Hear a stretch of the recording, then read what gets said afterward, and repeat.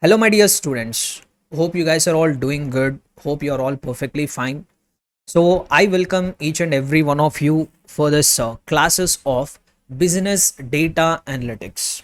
Let me introduce myself first. Those who have already taken up this CMA inter classes from this Resta, you are already aware of me.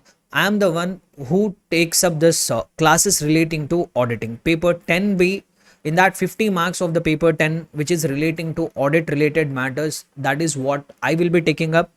And those who are not aware of me, those who are listening to this class for the first time, so let me introduce myself first. Let me give you a brief about myself. So myself, Mahmood Sheikh. I'm a chartered accountant and also a cost accountant. Currently I'm into practice. I practice a profession of chartered accountancy. Along with that, I also teach the students of CA and CMA, and the main domain of mine is audit. And I am going to handle now a small part of paper number 11, which is business data analytics. So very small part of the paper number 11. So as you all are aware, paper number 11, as we all know, entire paper contributes for 100 marks in the examination. So even paper number 11 also contributes for 100 marks. In that, 80 marks will be covered by majorly the concepts relating to financial management, which has already been taken up by another faculty. So out of the total 100 marks for the paper number 11, 80 marks in the examination will be from the topics relating to financial management, whereas the remaining 20 marks in that paper number 11, that is what I am going to handle now, and that 20 marks of the content is related to business data analytics. So if you look from the weightage perspective, this particular concept of business data analytics, I agree it is contributing for very minimum marks, 20 marks. But if you ask me personally, this business data analytics, in this we are going to discuss such a concepts which are need of the hour in the industry today. The concepts which we will be covering in this 20 marks, that concepts are the need of the hour in the industry today. So that key concepts might be very less weightage in the examination, but practical perspective, keeping the industry's requirements today, this 20 marks will create significant impact in your career. Definitely this is going to create a significant impact in your career. So without any delay further, let us start discussing about this paper number 11B, which contains the concepts relating to business data analytics. Clear? Now, before we go on any technical discussion further, let us try to understand what is this subject all about. Let us try to understand what is this subject all about. So let us try to get a perspective of this particular subject, then we will go into the technicalities of this particular subject. So everybody once repeat the title of the subject, guys. What is the name of the subject which we are going to take it up? So the name of the subject is going to be business data analytics. This is what the title of the subject. Now, as most of you would have already made one conclusion, or already a thought might have flashed to your brains, just by looking at this key term data, you already might have made an assessment that this is what the topic somewhat related to information technology. Might be this 20 marks which are covered in this topic's business data analytics, that might be related to computers, that might be relating to some software. So this is what the thought which might have come to your mind, which I do expect. And what is making you come to that thought that this is what the subject related to technology, information technology, computer software? What is the term which is making you come to this conclusion? The main term which is making this conclusion to you is data. So if this thought has flashed to your mind, yes guys, you are all correct. If you get this thought in your mind by looking at the title of the subject, that is, we are going to discuss something related to information technology, computers, software. If this thought has flashed to your mind, yes, very good. That is what our subject is about. So here, this concepts is all in the topics which we are going to discuss in this chapter are all related to this information technology, computers, software, with regarding all that we are going to discuss. Clear? So now let us talk about technology, and being some accounting profession, being we are belonging to some accounting profession, why we need to be concerned about technology. First, let us try to understand it. So I have made one conclusion by now. What is that one conclusion which I have made? Yes, this subject is something related to technology, computer, software regarding these matters. But before we understand the concepts, we have to be aware why we should learn about technology. Why? Because we are not forming part of some tech course. We are not BTech students. We are not computer software engineers. We are not relating to some IT sector. So if our core area is commerce, we are commerce students, no? So our profession is what? CMA, cost and management accountant. See, we broadly form part of accounting profession. When I say accounting profession, here these kind of courses like BCom, CA, or professional courses like CMA, CS. So we all are forming part of a broad universe of accounting profession. So we are all relating to commerce background. So we are nowhere related to technology. That is not our core area.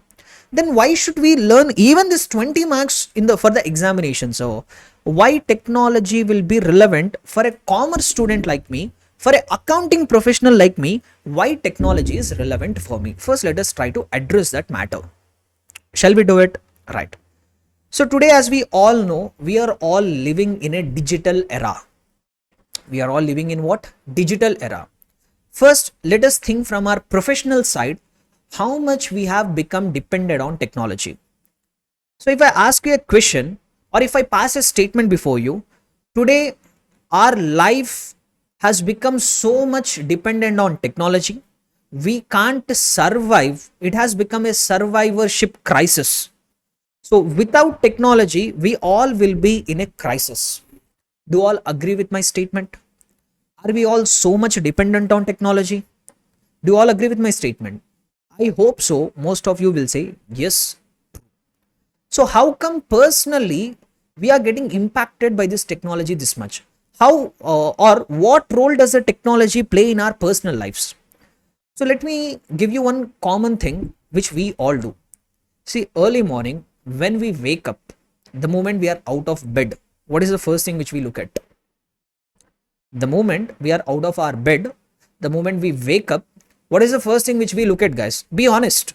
Don't say, sir, I will close my eyes, go to my father and mother, I will see their face. Or I will close my eyes, go to some idol of the god and I will pray to him. Don't do all this overaction. You will not do that. So we all better know what is the first thing which we check the moment our eyes open for the first time in our day. What we do, guys? So one important organ which we look at. What we look at? One important organ is, I will say organ. We are going to look at one important organ. See, we are all born with some God-given organs. God has all created with organs. No, the moment we come out of our mother's womb, so we are all God gifted with some organs which come naturally the moment you are born with. So what are those organs which God has gifted us? Like I will say the senses which we are feeling it, like eyes, ears, nose, or heart, the most important organ in our life. So similarly legs, hands. So much of organs God has given us. Now we are not happy with organs whatever God has gifted us.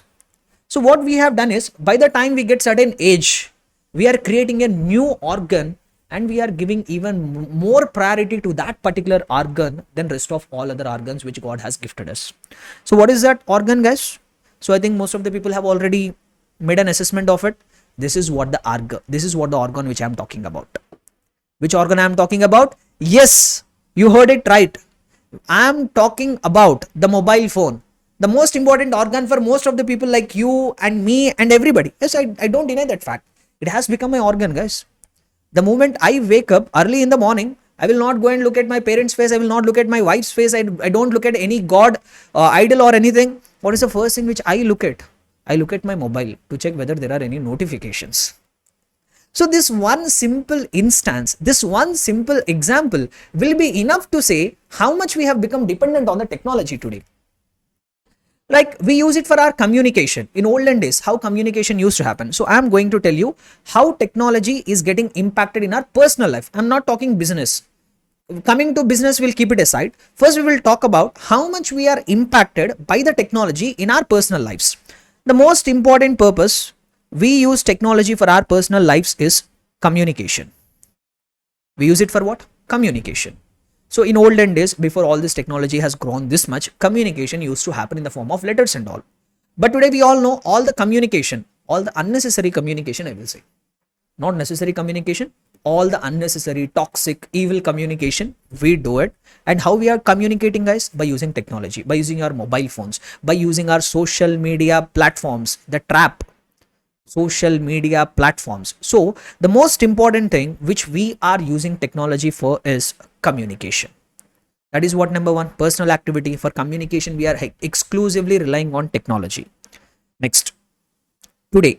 And one more thing, the moment after communication, what are the major other purposes which we are using technology for? One more best example, if I have to give you, learning, teaching, classes, online education.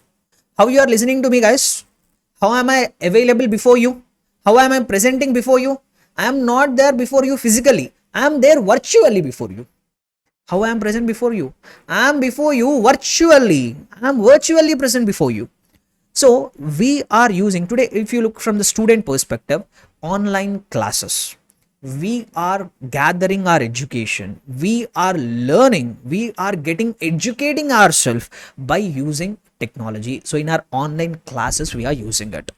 The most important thing, banking, money related transactions. How are we transacting today? Are we going to the bank? No. Thanks to this UPI applications, we have stopped carrying physical cash in our wallets or pockets. We are no longer carrying physical cash. Why, sir? Why we are no longer carrying any cash in our wallets, sir? We have PhonePe, Paytm, all these applications are there, no? Today, if you observe practically, no matter how much smaller store you go, there you will be able to find a QR code. Banking transaction. So everywhere, our money related matters, we are become so relying on the technology that we even stopped carrying currency with us. Our wallets are empty of currency today. Why? Because we need not worry to carry all the cash along with us. We can simply make use of our mobile phone to make payment to whatever products which we are buying in the market. So we are using it for money transactions. Not just this, guys, for food also we are using. For our entertainment also we are using. For our recreation also we are using. Like today you want to order some food. Earlier, how you used to order or how you used to have the food outside? We used to go to a restaurant, book a table there, go and eat there, or there will be a takeaway counters. We will go there, order our food, pick our item, bring it to our place, eat it and enjoy it. But today you need not have all that hustle. You need not travel to the restaurant. You need not wait in the line placing your order. You need not wait in the line at the restaurant to pick up your order. Today we have social media today we have this aggregator platforms like Zomato, Swiggy, Zepto. Tomorrow some other name will come. So just sitting at our place, we are placing an order with whatever restaurant we like. We need not go to the restaurant. We need not wait there in the line. We need not go and physically place our order along with all the instructions. Sitting at our own place, I will place an order in my mobile through this application. One concerned delivery boy will go there on behalf of me, pick the item, bring it to me, enjoy it at my place. Entertainment, you have to go and watch a movie. You need not go to the theater for booking the tickets. Online booking is available today. Or you want to travel somewhere, you need not go to the travel agent's office for you need not go to the travel agent's office for booking the tickets. Today you can buy it through your mobile phone. And one more best example, guys, today for our lifestyle also we are using. For our lifestyle also we are depending on technology. One best example, if I have to give, Lenskart. Revolution, I will say. See, as we all know, this Lenskart has created technology which one would not have imagined a few years back. So if you want to buy a spectacle, if you want to know how the spectacle will look on you, so earlier we used to go to that spectacle store, try it, then we will buy it. Today I think you all might have used the Lenskart platform once. Today they have come up with an option called 3D face recognition. Without even going to the shop, without wearing the glasses physically, the application of that lens card will show you how a particular frame will look on your face. Our lifestyle, guys, our lifestyle is getting impacted. Even in order for choosing our clothing and fashion items also, we are not traveling. The mobiles and the platforms, these digital platforms are showing us. So these are just a few examples. But the implementation, the adoption of technology in our personal life is beyond description.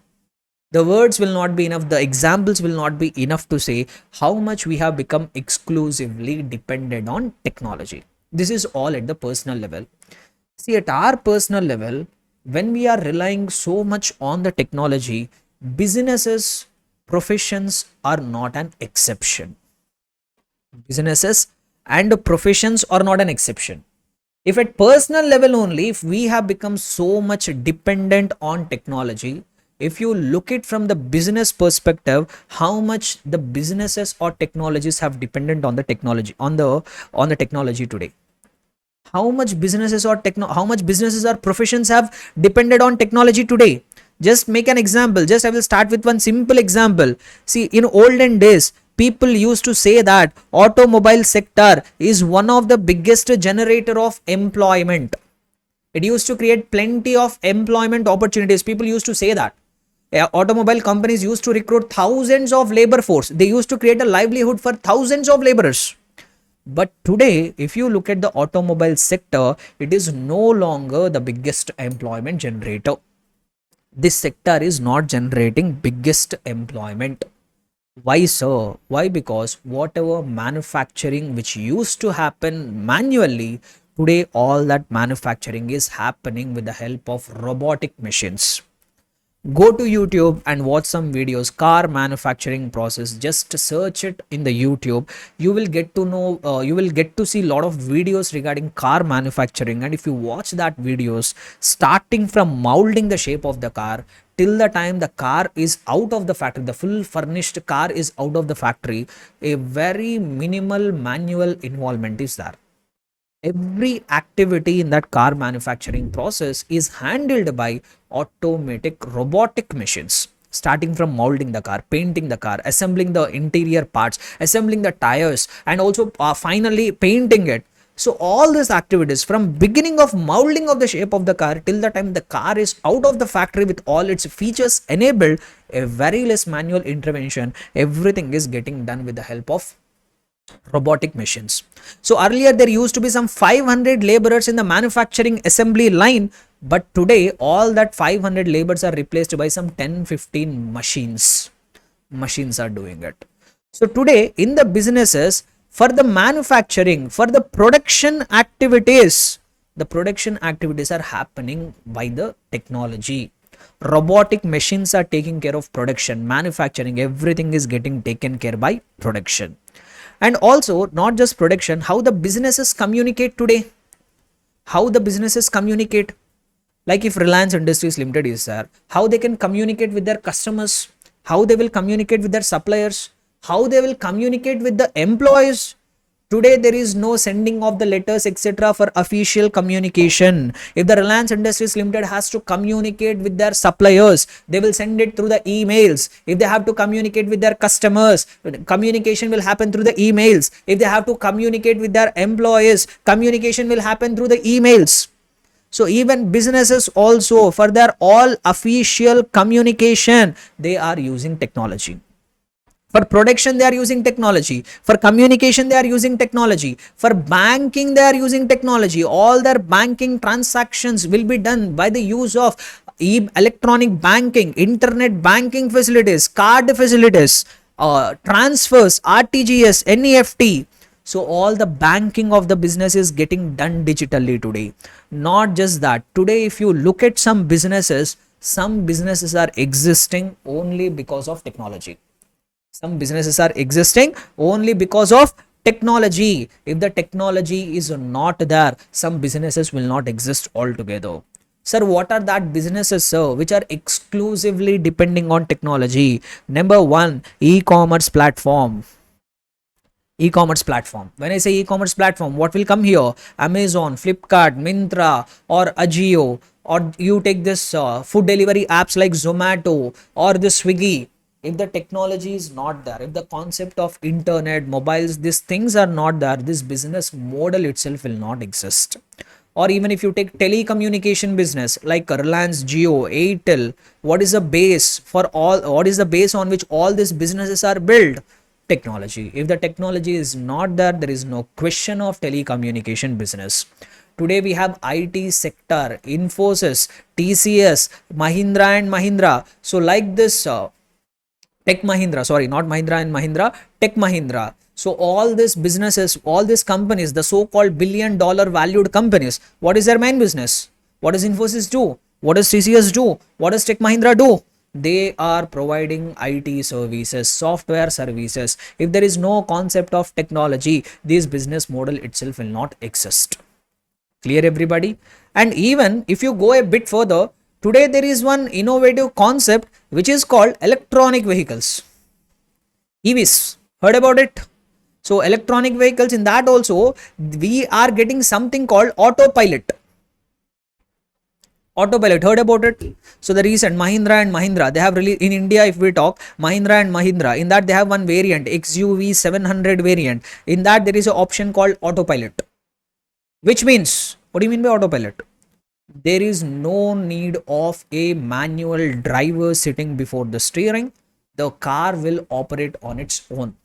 So in India we have very limited examples, but in abroad we have plenty of examples, like Tesla if you take. So that is completely autopilot mode. So the car itself will decide, the software installed in the car itself will decide, just if you set the navigation, if you just enter the place where you have to reach, which route has to be taken up, when to overtake, when not to overtake, what speed has to be maintained, when a direction to the left has to be taken, when a right has to be taken, all that things are taken care by technology itself. Software, guys, today it is everything a matter of software. So if you look at from the business perspective, these are all the various purposes today technology is getting used in the business. And one more important area which is happening within the technology is finance area.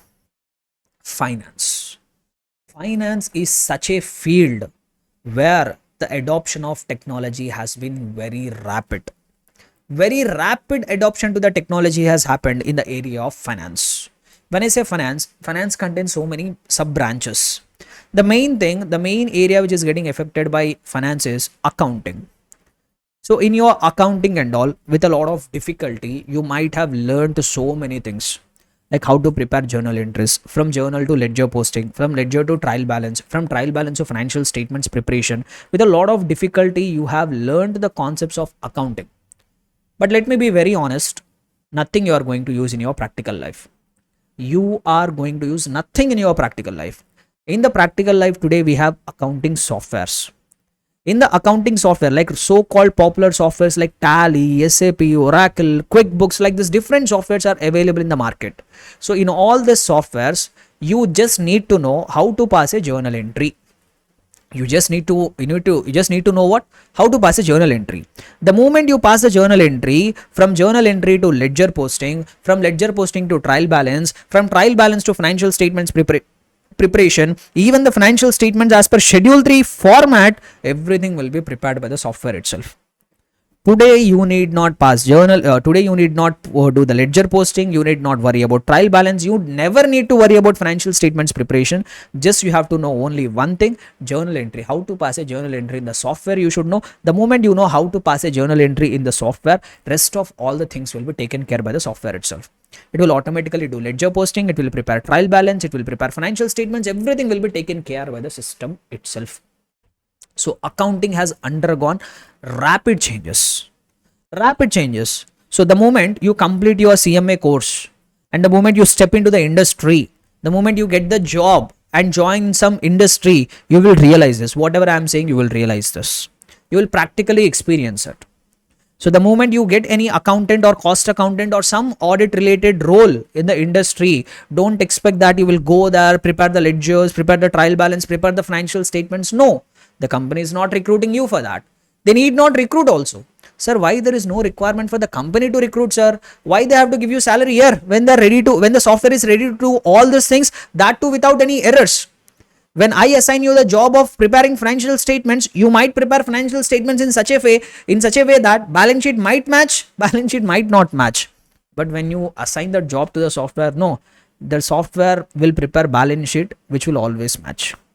You need not take all that headache of matching the assets with liabilities. All this headache will not be there. The software will automatically do it. Clear, everybody? So accounting is one such area which has undergone a lot of changes in the finance area.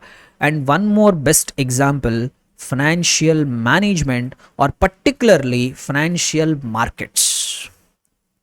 What has undergone drastic changes, rapid changes because of technology. One such major area in the finance which has brought revolutionary changes in the finance is financial markets.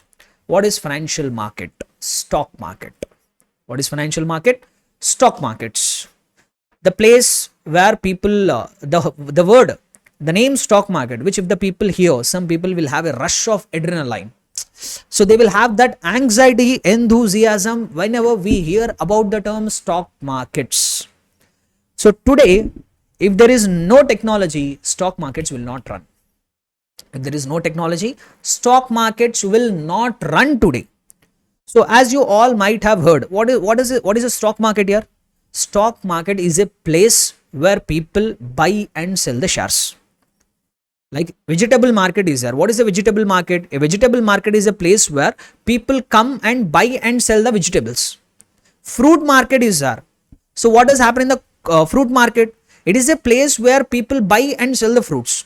Cloth market is there. What happens in the cloth market? It is a place where buying and selling of the clothes will happen. Then what is a share market? A place where people buy and sell the shares of the companies. Now, if I say vegetable market, you will find a physical place. A area will be there in which that deals will happen. Fruit market, when I say a area will be there where all the deals will happen. Or if I say cloth market, a area will be there where people will come and go buy and sell the clothes, etc. But when I say share market, there is no area where all the sales and where all the buying and selling of shares is happening. Everything is happening digitally over the internet with the help of computers and softwares, without any physical place. The place where we buy and sell the shares electronically, digitally, that place we call it as what? Stock market. So today you might have heard, I want to buy the shares of Reliance Industries Limited. Where will you go and buy the shares of Reliance Industries Limited? Will you go to Reliance company to buy the shares of Reliance? No. Digitally, sitting at your place over your mobile phone, open a broker's account, open a demat account with so-called reputed brokers today. Just place a order from your mobile and you can buy the shares of Reliance. If I want to buy the shares of Infosys, I need not travel all the way together to Bangalore, the head office of Infosys, to buy the shares of Infosys. Just sitting at your place, opening your mobile phone, you can order and buy the shares of Infosys. So share market is not a place. It is there everywhere. The transactions will happen digitally. So like if I show you, there are two popular websites. There are two popular stock exchanges in our country. One is NSE, National Stock Exchange. So now if you are getting share price, where are you tracking the share price here? Like for example, just let me give you one example. I want to know what is the price of Reliance Industries Limited. Will I call somebody to know the price of Reliance Industries Limited? Not required. Just go to the website and click here the name of the company, Reliance Industries Limited. One second. Yes. So Reliance Industries Limited, just select it. You will all come to know what is the last price. See, I am opening this website somewhere around night 9 o'clock. So the market is already closed. So here if you see, the share price of Reliance Industries Limited is 2416.50. This is what the share price of Reliance Industries Limited. Sir, how did I come to know, sir? Did I call anybody? No. Just I have opened NSE website, and in that I'm able to see 2416.5 rupees is the last traded price. And for today, I don't know whether the digits are visible or not. Let me make it somewhat bigger. And today, the last day's close was 2408 rupees. Today the share price opened at 2408 rupees. It has gone up to 2419 rupees. It has gone to a low of 2385 rupees, and finally it closed at 2417.35 rupees. Not just that, even extra information is also available here. Today the total shares which are traded, how many number of shares are traded today on the National Stock Exchange? 72,83,694 shares are traded on one single day. Not till date, guys, not from the beginning of the company, just today. On one single day, the shares which have changed the hands are how much in number? 72,83,694 shares were changed the hands on one particular day. Do you think these many people would have gone to the stock exchange and bought all these shares physically? No. Then how come these many shares were exchanged, sir? Just by using your mobile phone, just by using a demat account, sitting in front of your laptop. That's it. These many shares were traded. And not just that, guys, see, so much of information is available here. All this information, all these transactions in the stock markets are happening with the help of technology. So if today there is no technology, there is no question of effective functioning of the stock markets only. So like this, one predominant area which has reaped the benefits of technology is stock markets. So not just production, not just communication, not just manufacturing activities, even finance is getting largely impacted by technology. And we are all finance professionals or not? Are we all finance professionals? Yes. So since finance is undergoing this much change because of technology, do you think we being accounting professionals, should we also learn about this technology? Should we also become aware of this technology and the changes happening in the technology? 100% yes. Yes. Today, since our finance is undergoing these many changes, definitely it becomes necessary for us also to know about technology. Understood, everybody? So you should not say, I'm a commerce student, I have nothing to do with the technology. You should never say that. Even though you are a commerce student, you will be relevant in the industry. Company will hire you, company will recruit you, they will pay you salary only when you know how to work with the technology. So sorry. So today, after your qualification, the companies will recruit you, the companies will hire you, the company will pay you salary, the company will give you increment only if you are well versed with usage of the technology. So all this discussion, whatever we had till now, all this I have told you to make you realize how important we as accounting professionals should be concerned with the technology. It is not something which we should ignore. It is not something which we have to leave out. We have to be well versed with the technology today. Understood? So this is what the technology is having an impact on finance. And one more thing I want to mention here. See, when you hear the classes of financial management, you will learn a lot of things there. Like one best example I have to give, you all will learn how to calculate NPV, how to calculate IRR, and also you might have listened about how to calculate ARR, average rate of return, and also you might have known how to calculate payback period. Along with that, cost of capital you would have done, and also financial ratios calculation. So many things you might have learned in your financial management. And trust me, guys, today you need not do all the manual calculations. Whatever NPV calculation which you have learned in the financial management, today you need not do it. Today accounting softwares are available which will automatically calculate the NPV for you. No need to do all the math. No need to worry about all this. Today softwares are there. Just you give the inputs, NPV will be automatically calculated. Just you give inputs, IRR will be automatically calculated. Just you give some inputs, ARR will get calculated. So I will show you best examples. So like for example, just in the Google, I am using simple Google. So compute IRR, just I will search it. Let us see what happens. So calculator, here you have calculator readily available. So in this calculator, just randomly I'm using it here. So I think yeah, Excel template. You will get one Excel template, or beyond this Excel template, I will show you even something far better. Yes, IRR calculator. So all the things, whatever formulas you have learned, do you think you all will use it in the future? No, today softwares are available. So like if you give here, for example, if you give the inputs here, like my initial investments is some 1 lakh. Year on year, if you enter cash flows, for example, year 1, I will have 20,000 cash flow. Year 2, I will have some 15,000 cash flow. Year 3, I will have some 35,000 of cash flow. Year 4, I have some 10,000 of cash flow. And year 5, I will have 5,000 rupees or dollars of cash flow. Now if I add all these details and click the button calculate here, IRR has automatically been calculated. It is having a negative IRR of minus 5.996%, minus 6% IRR it is having. So see the impact of technology today. Just now I have told you, no, today finance is very much getting affected by this technology. See, I have shown you the live example. IRR calculation, no need to remember any formula, no need to worry about calculation. Just one online free tool is available where you will input all the details of the scenario, and the system will automatically calculate and give it to you what is the IRR of this project.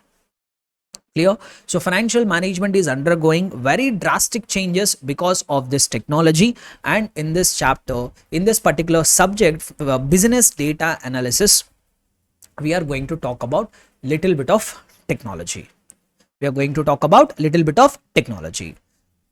Now let us go into technicalities. So till now I did not explain any technicalities of the subject. I did not explain. Just I have made you realize, even though this subject is even though this particular part which I am going to take up is contributing just for 20 marks, but its application is enormous. That is a need of the hour. Again and again I am saying, today it is a need of the hour. Today it is a requirement in the industry to survive. The most important thing is what? The things which we are going to learn in this 20 marks. Just I will not say by taking up these classes you will become well versed with the technology so that you can use any of the technology available in the market. No, just I will introduce you to the world of technology. How as a finance professional we should be concerned, what tools are available for us, and what interpretations we can do, what softwares are available in the market, what and all we can do with the technology. I will just take you inside this area, and exploring is your responsibility, which you will learn as a part of your professional work and all, and which you will learn as a part of your own interest. Today a lot of sources are available on internet. So just I am not going to teach you all the advanced techniques here. This is not the scope of this particular subject. This particular subject is just to make you aware what and all we can do with the technology. Applications I am going to tell you, but how to do that applications, that's what you will learn as a part of your articleship, as a part of your professional experience, as a part of your jobs. All these things you will get to know about it. I am taking you inside and showing you the applications, what we can use the technology for when it comes to accounting and auditing professions. Clear? So this is what going to be the agenda of this particular subject. Hope everybody is clear about the discussion till here. Yes or no, guys? I hope so. Right. So now let us go into technicalities of the subject. Now let us go back to the title of the chapter first. So title of the subject first. So what is the title of the subject, guys? Once again, please repeat it for me. Business data analytics. So first we will start with understanding the title of the subject itself. First we will try to start understanding with the title of the subject itself. So the most important term in this entire title is itself data. That is the core of this subject, data. So it becomes necessary for us to know first what is this data. So data can be defined as collection of some text or numbers or symbols, whatever it is, a collection of text, numbers or symbols, we call it as data. What is simple meaning of the data, guys? Everybody repeat, please. So what is the meaning of data? Data simply means what? Collection of text, numbers and symbols. Like if I have to give you example, I am giving you some collection of text, collection of numbers. Like the numbers are like 39, 40, 45, 60 or 50, 70, whatever it is. So I have given you a collection of numbers. This collection of numbers, we call it as data. This is simply a set of data. A collection of numbers, simply a set of data. Or I am giving you some other figures like 88%, 90%, 92%, 42%, 50%, a collection of figures. Once again, this also I call it as data. This is also one more set of data. Or I will give you a collection of characters or a collection of text. Like for example, I am giving you some collection of text like Infosys, TCS, Tech Mahindra or Mindtree. This is one collection of text. This is also a set of data. Then one more set of data I will give. I will give you some names of the people like Sundar Pichai, Elon Musk, Mark Zuckerberg. So once again, a collection of text, this is also data. So like this, any set or any collection of text, numbers, symbols, etc., we call it as data. See, the data itself is completely meaningless. The data itself is completely meaningless. What it is trying to convey here, what these numbers are conveying, can you get any meaning out of these numbers? No, not at all. 39, 40, 45, 50, 70, these are just a collection of numbers. Are they conveying anything for you? Nothing. Then I have another set of data, 88%, 90%, 92%, 42%, 50%, a collection of numbers. Once again, is it conveying anything for you? Is it conveying any meaning for you? No. So it is also a meaningless data. Infosys, TCS, Tech Mahindra, Mindtree, these are also randomly some text, a collection of text I have given to you. Is it conveying something for you? Is it conveying some meaningful thing for you? Nothing. So it is also a meaningless. Then I have gave you some random names like Sundar Pichai, Elon Musk, Mark Zuckerberg. I have given you some collection of text. Is this conveying any information for you? No. So the data by itself is completely meaningless. The data by itself is what? Completely meaningless. It doesn't convey any kind of information.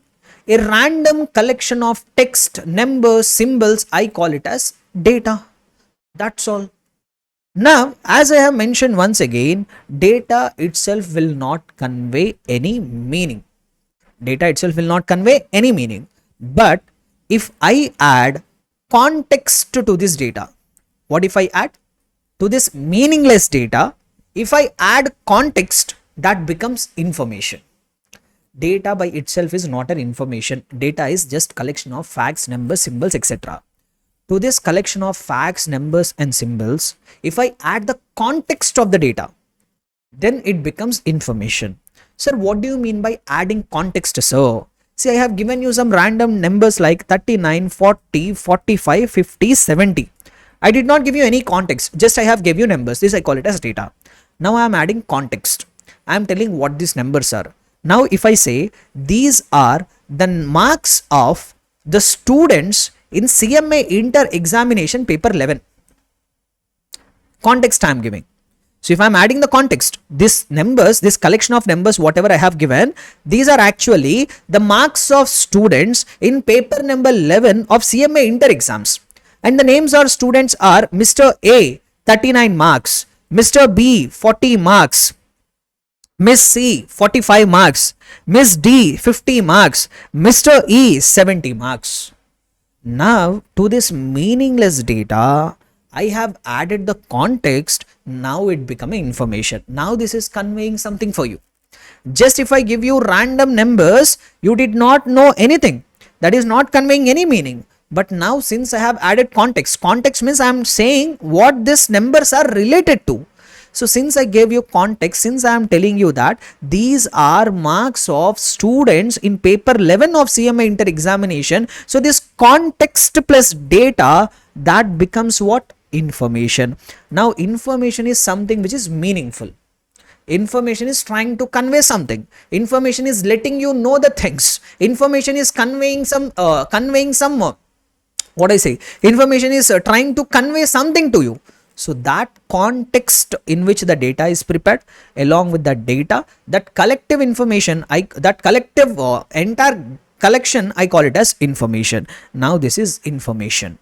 Similarly, I have given for 88%, 90%, 92%, 42%, 50%. This is meaningless data. Now if I add context to it, now if I say that this is the percentage of marks obtained by the students in class 12. If I say these are percentage of the marks obtained by the students in class 11, like there are some students like John, he has got 88%. Then there is another person, Ram, he has obtained some 90%. Another person, Mr. Hari, he has obtained some 92%. So like this, some random students' names, these 88%, 90%, 92% are the percentage of the marks acquired by the students in class 12.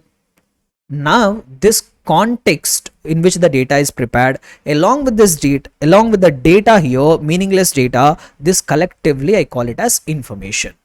Then I have given Infosys, TCS, Tech Mahindra, Mindtree. If I add the context, the names of IT companies in India, the names of IT companies in India, the names of top 4 IT companies in India are Infosys, TCS, Tech Mahindra, Mindtree. Now this becomes information. I have given you names of 3 people without any context, meaningless data. If I add context, if I say these 3 are CEOs of top social media platforms in the world, like CEO of Google is Sundar Pichai, and CEO of Twitter is Elon Musk, CEO of Facebook or Meta is Mark Zuckerberg. Now this becomes, this context along with the meaningless data, that has become information now. Understood?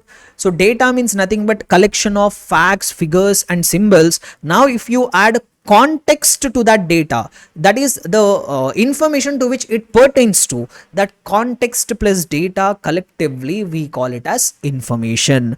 Data will not convey anything for you, but that data, if you add the context, that becomes information. Information is something which is trying to make some meaning, make some sense. Clear, everybody? Now to this data, if we process it, if we analyze it, if we analyze this information, that becomes knowledge. That becomes knowledge. What becomes knowledge? The processed information or analyzed information, that I call it as knowledge. Like for example, out of this information which I have, marks of the students in CMA Inter paper 11 exam, if I analyze, on an average 1 student has failed in the examination, 4 students have passed in the examination. Now I processed this information, I did an analysis of that information, now it becomes knowledge. Now it becomes what? Knowledge. So out of this information, I did some analysis. I processed it. How I processed it? I did some analysis like, out of this 5 students, 1 student has failed in the class, 4 students have passed in that subject paper number 11. So now this processed information becomes what? Knowledge. Now I use it for my decision making purposes. Now this I will analyze. How many students have scored less than 90%? How many students have scored more than 90%? I analyzed it. This analyzed information becomes knowledge. Now if I want to know how IT sector is performing, I need to read the financial statements of these 4 IT companies. I process that information, that becomes knowledge. If I want to know how to build a successful social media company, I will read the histories, I will read the biographies of this so-called top CEOs of the social media platforms. Then that becomes knowledge. Then that becomes what? Knowledge. So information, if you process it, if you analyze it, that processed or analyzed information, we call it as knowledge. Understood, everybody, what I'm trying to say? So data means just a collection of text, facts or information that doesn't convey any meaning. If you add context to that data, that becomes information that will convey the meaning. Now if you process or analyze the information for your decision making purposes, that we call it as knowledge. Processed information, we call it as knowledge. Clear? Now the process of conversion of data into this knowledge, that entire process we call it as data analysis. Very simple, guys. We are understanding the title of the subject. We get raw data. Now that data needs to be converted to information. From that information, we need to acquire knowledge. On the basis of that knowledge, we will make our decisions. So this entire collective process of converting data into knowledge, that we call it as data analysis or data analytics, we can say. So it involves so many steps. What are that steps involved in conversion of data into knowledge? That is what the entire subject's discussion is about. Understood? So in the businesses, as a part of doing business, lot of data gets generated. Tons of data gets generated, but having data will not be enough. Just if you have loads of data, assume I have a terabyte full of data. I have a 1 TB hard disk that is full of data. Having data will not create you any advantage. We should convert that data into information first. That information should be processed and made into knowledge. Now using that knowledge, if I make decisions, that is what going to create the value for me. So this entire process of converting data into meaningful information, and from that meaningful information converting it into knowledge and using it for taking decisions, that entire collective process I call it as a data analytics. Now in the business, how to convert that data into complete knowledge and how to improve my decision making by using the analysis of that data, this complete subject we call it as business data analytics. Clear, everybody? Hope I have made this point clear. Understood what I am trying to say? So the process of converting entire data into knowledge and use that for decision making purposes, what steps are involved, what things we will do, what we have to cover, how to clean the data, how to convert that data into knowledge, all these things we are going to cover as a part of this particular subject. This is what the agenda of this subject. Guys, this data analytics is such a popular field.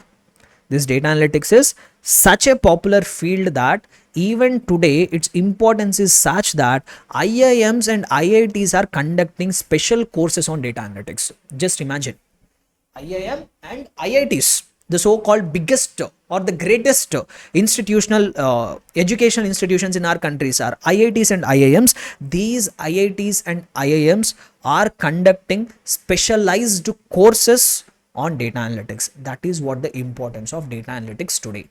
Now, if I give you one simple example, how this data analytics will be used in business. Just I will give you one common example to make you understand what is this data analytics and how that will help a person in his business. Assume there is one person who is carrying out a small business of selling ice creams. There is one individual, he is into a small business of selling ice creams. Now, throughout the year, he has sold the ice creams. Now, there will be sales data every day, how much sale he has made, he has recorded.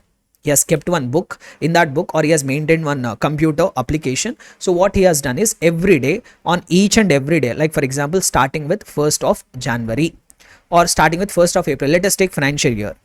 Starting from 1st of April respective year, he has started noting down every day how much sale he has made. On one day 500, on 2nd of January, on 2nd of April, sorry, some 1000 rupees of sales has happened. So like this, he has recorded the data for sales data for each and every day he has recorded.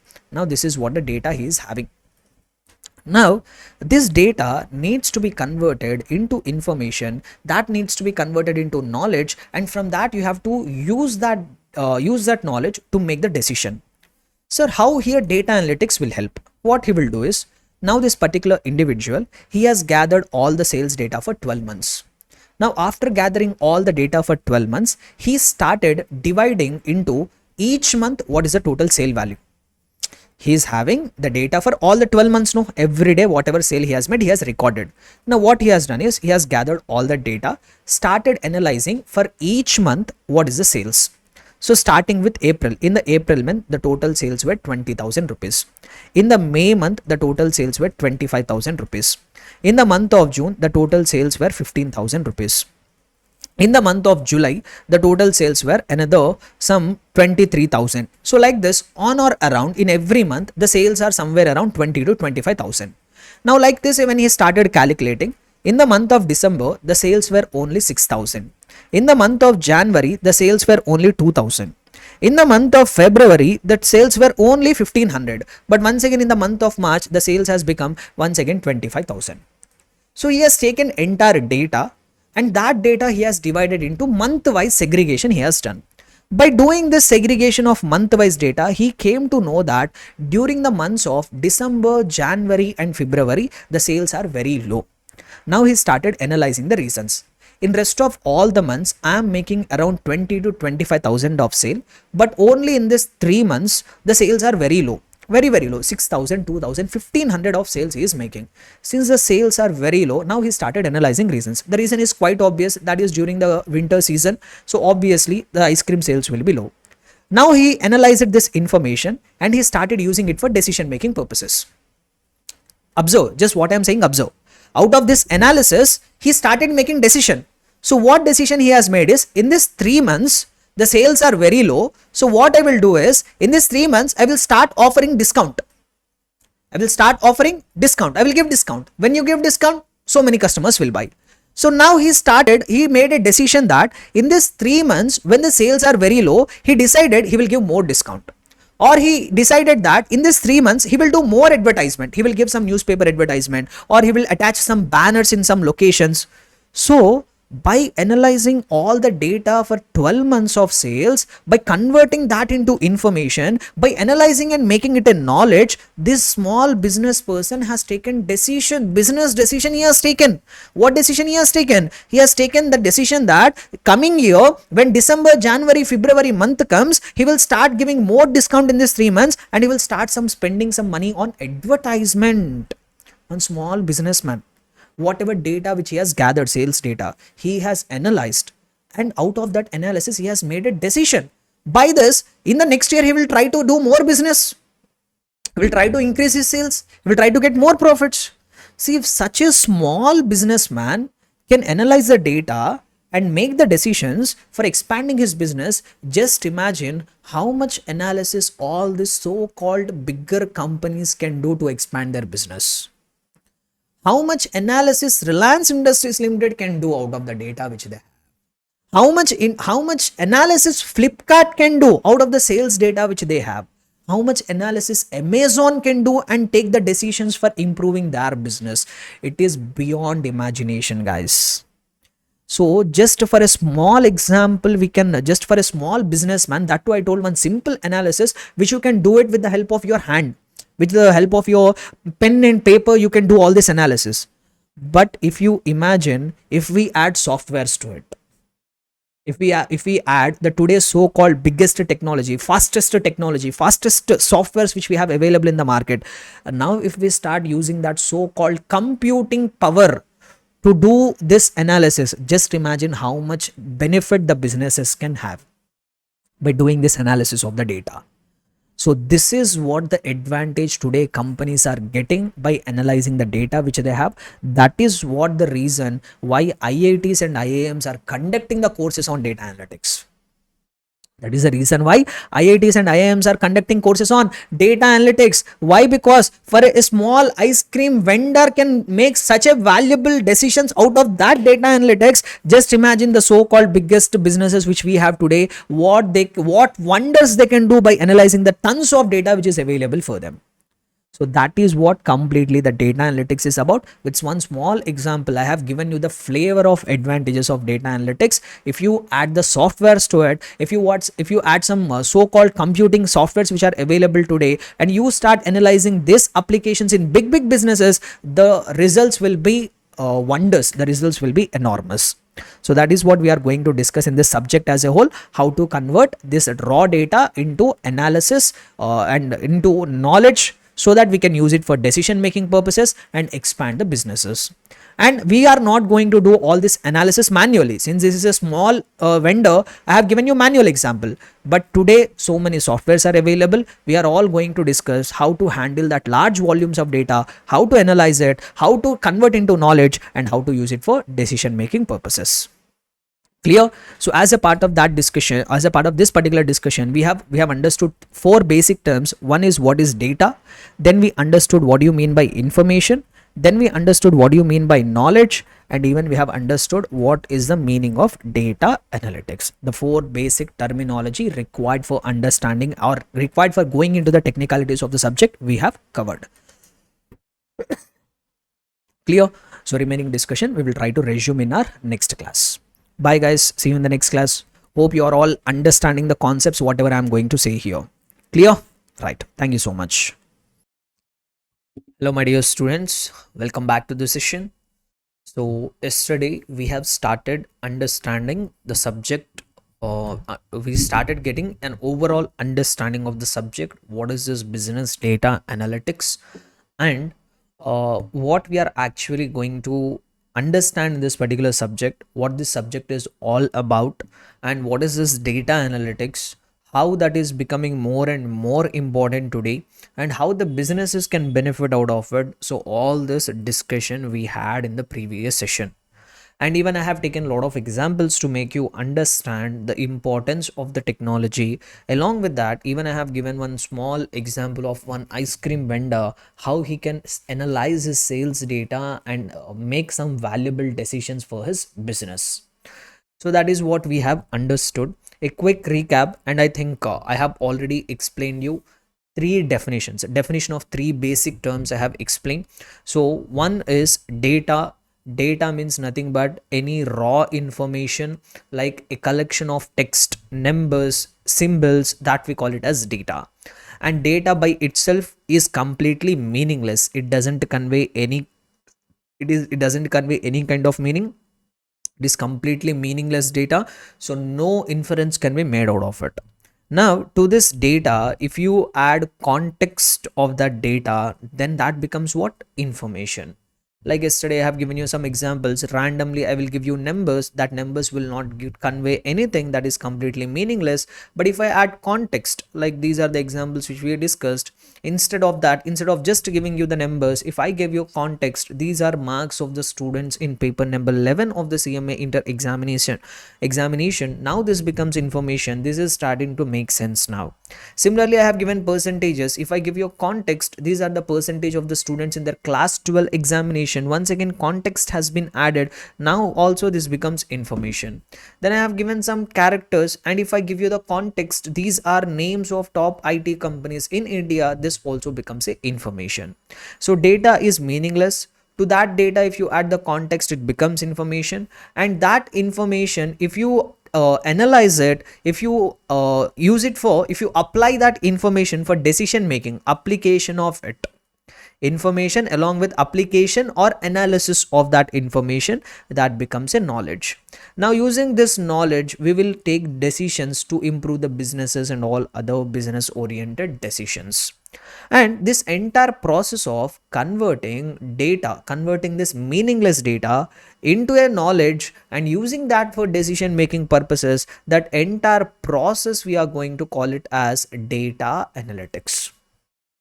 That is what the process of data analytics. So what exactly is the meaning of data analytics? That is one complete process of converting the data which doesn't have any meaning, so converting that meaningless data into valuable knowledge by which we can make use of it and take valuable business decisions. That entire process of conversion of that data into knowledge, we call it as data analytics. And this data analytics has become so popular in the recent times that the biggest educational institutions of our country, like IIMs, IITs, they have even started offering special courses on this data analytics. That much important it has become today. Clear? So these are the basic terms which we understood. So let us read the definitions of these terms from the material. Then we will start digging deeper into the concepts relating to this data analytics.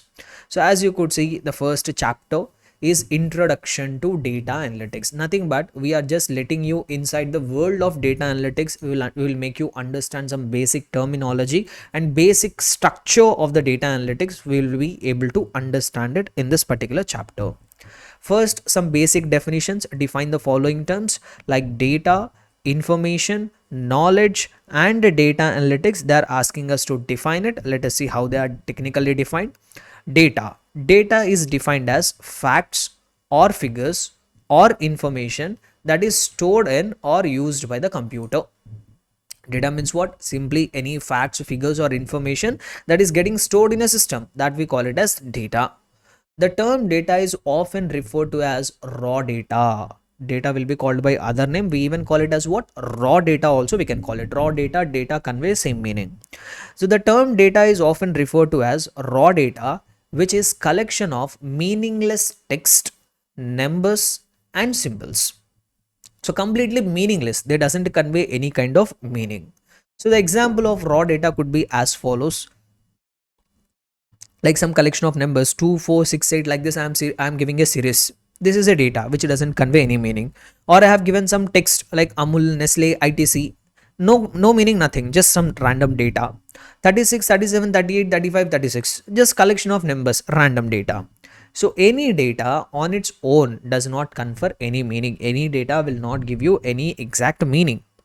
Information is data that has been processed in such a way to be meaningful to the person who receives it. If you give the data, no one will be able to analyze it. No one will be able to understand it. No one will be able to derive any meaning of it. Now, if we process at the context so that other person, whoever is receiving it, it will start making some sense to him. It will start creating some meaning to him. That the processed data, we call it as information.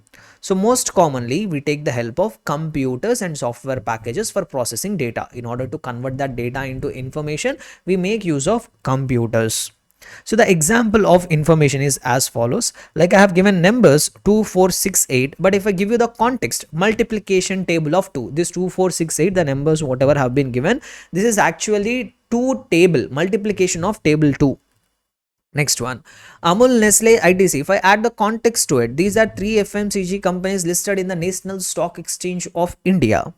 Then 36, 37, 38, 35, 36. If I add the context, these are highest temperatures recorded in Kolkata for the last 4 days. So like this, I will give some meaningless data, then I add context to it. Now that becomes information. If I go and give this information to somebody else, it will start making sense to him. So if I put it in the form of equation, information is equal to data plus context. The meaningless data along with the context regarding that data, that complete information, that complete thing, we call it as information. Then knowledge. When the information is used for solving a problem. See here, I got this information. Now, if you use this information for problem solving, for solving some problems, for making some decisions. So if you start using that information from problem solving, we say it's the use of knowledge. Then it becomes knowledge. By having the information about highest temperatures in Kolkata for a month, we may try to estimate the sales of air conditioners. See here, some examples of knowledge they are giving. Here I have information. What information I have? Highest temperatures in the in Kolkata location for the last 4 days. Now, if I have 1 month of average temperatures or highest temperatures in the month of in particular month in the location of Kolkata, using that data, analyzing that data, an air conditioner company can make analysis how many sales they will make in one particular month. So that they will try to analyze it out of this information. Out of what information? Temperatures. As we all know, whenever the temperatures are going up, then the sales of air conditioners also will boost up. So using this information, the air conditioner company will use it for their decision making, for estimating sales. So what they are doing is, whatever information they are having, they are using it for problem solving. Now that becomes a knowledge. Next, if our intention is to analyze the profitability of listed FMCG companies in India, first information we should have been the names of FMCG companies. If you want to know about FMCG companies in India, you have to read about this 3 companies, Amul, Nestle and ITC. So for problem solving, I want to know about FMCG sector. For that, I will use this information. Amul, Nestle, ITC financial statements or annual reports I will read. So like this, when information is used for problem solving, then it becomes knowledge. So the example of information, or the example of this entire, all the 3 they are giving put together, the examples of knowledge actually, not information, the examples of knowledge they are saying. 2, 4, 6, 8 raw data, multiplication of table of 2, information. The table 3 should start from 3. Some analysis you have done out of the information. So this becomes knowledge. You got raw data, you added context, made it into information. Out of this, some analysis you have done, and you have made a conclusion that okay, if 2 table is starting from 2, 3 tables should start from 3. Some problem solving you have done. So now this becomes knowledge. Amul, Nestle, ITC, data. I'm adding the context, 3 FMCG companies listed in NSE, that becomes information. These 3 companies' financial statements should be analyzed to understand Indian FMCG sector, knowledge. Next one, 36, 37, 35, 38, 35, 36, raw data. These are highest temperatures located in Kolkata for last 4 days. Now it has become information. On the basis of this, sale of air conditioners will be estimated. Then it becomes knowledge. So that's why knowledge is equal to information and application of that information for problem solving or decision making. That becomes knowledge. Clear? So the relationship between data, information and knowledge has been depicted in the form of a diagram. So the first origin point is data, then the data becomes information. Using that information, we gain the knowledge and use it for decision making purposes. Clear? Now, what is the meaning of data analytics? Let us try to understand. Data analytics is a science. It is a branch of science of evaluating, analyzing unprocessed data sets, some random data sets, some unprocessed raw data, whatever is there. We will analyze that unprocessed data sets to draw conclusions about the information they contain, and it also helps us to identify patterns in the raw data and extract useful information for them. See what they are trying to say in this entire lengthy sentence. If I try to give a simple analogy, simple explanation of this all the lengthy paragraph, what they are simply trying to say is the process of converting this raw unprocessed data into meaningful information and identifying analysis or patterns and using that for your decision making purposes. This entire process of conversion of data in the form of knowledge, we call it as data analytics. And the application of data analytics is widespread today. Today, the applications of data analytics are beyond our imagination. Each and every industry is using it. So it is used for making business decisions. Today, businesses are using the data analytics for making their decisions. I gave you examples also. Ice cream company, small example. In manufacturing and service sector, political decisions, important thing. There were recent studies which revealed that political parties buy the data, and analyzing that data, they are planning their election campaigns in such a manner that they will win the elections. So one best example I will give you, how come political parties are making benefit out of data analytics. One random example, one case study kind of thing we will do. So as we all know, today we use social media platforms. No, we all use social media platforms. So like the popular social media platforms we have today, like Facebook, Insta we have, and today we are using a lot of Twitter and also YouTube. So like that, we spend most of our time on social media platforms. Now, if you observe, all these social media platforms are providing entertainment for us, practical entertainment only, no? So these are all providing entertainment, everything free of cost. Facebook free of cost, no charge. Instagram free of cost. Twitter free of cost. YouTube free of cost. So all these social media platforms, whatever we are using today, they are all providing their services free of cost. But if you observe, Facebook, Insta, Twitter, Google, all these companies are profit making companies. They are all making profits. They are billions of dollars valued companies. Sir, when all the services which they are providing are free of cost, since I am a user of social media platform, I am not paying even a single rupee for using any of the social media platforms. Sir, when they are providing all their services free of cost, then how come they are profit making companies, sir? Then how come they are billions of dollars valued companies, sir? How do they make money, sir? One source for making the profits is by doing advertisement. Yes, advertisement is one source of income for social media platforms. Like if you watch your stories, reels on Instagram, in between you will get some advertisement of shopping, etc. On YouTube you will see the ads. From all that ads, yes, social media platforms will make money. And one more source from where the social media platforms will make this money is data selling. What they will do, guys, they are into one of the biggest business called data selling business. Now they are selling the data. Sir, whose data they are selling, sir? You are telling social media platforms are all selling the data, but whose data they are selling? Our data only. Your data, my data, they are selling our personal data. Like a Facebook will track what and all Instagram or what and all things you are uploading, what are your interests, where you are traveling. Facebook will have access to all your contacts. Or you take simple Google example. See, in Google we are using so many platforms free of cost. Gmail, through Gmail Google will gather all the data with whom we are communicating. Then we have Google Maps. Through Google Maps, by using navigation facilities, Google is collecting all the data where we are traveling, where we are visiting. Social media platforms like YouTube, Google will come to know where and all we are sparing our free time. Google Chrome, by that it will track what and all we are searching, what and all we are browsing on the internet. Google Drive, what and all important files we have stored. Google Pay we have, where and all we are making payments. So Google, by providing all these services free of cost, in return, what they're getting from us, they are capturing all our data. Everything. Today I hear somewhere, I heard that we are all living in an illusion of privacy. There is no such concept called privacy today. Each and every movement of a human being is getting captured. Sir, how dare that Google will capture all our data, sir? Who gave them the permission to capture all our data? No one else except you. It is you and me.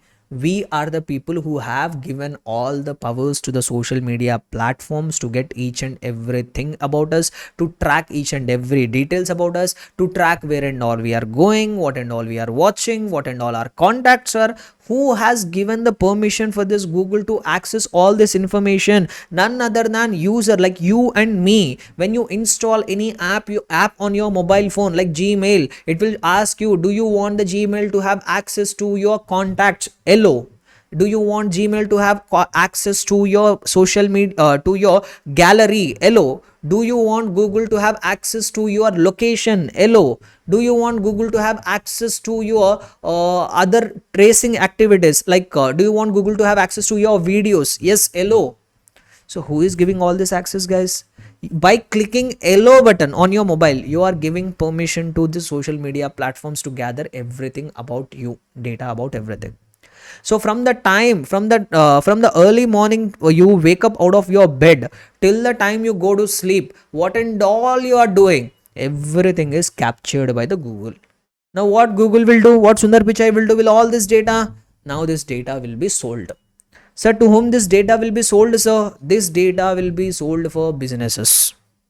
E-commerce platforms buy this data, FMCG companies buy this data, and also manufacturing companies buy this data, IT companies buy this data, aggregators like Swiggy, Zomato buy this data, banks buy this data, credit card companies buy this data. All these companies pay billions of dollars to buy the data from the Google.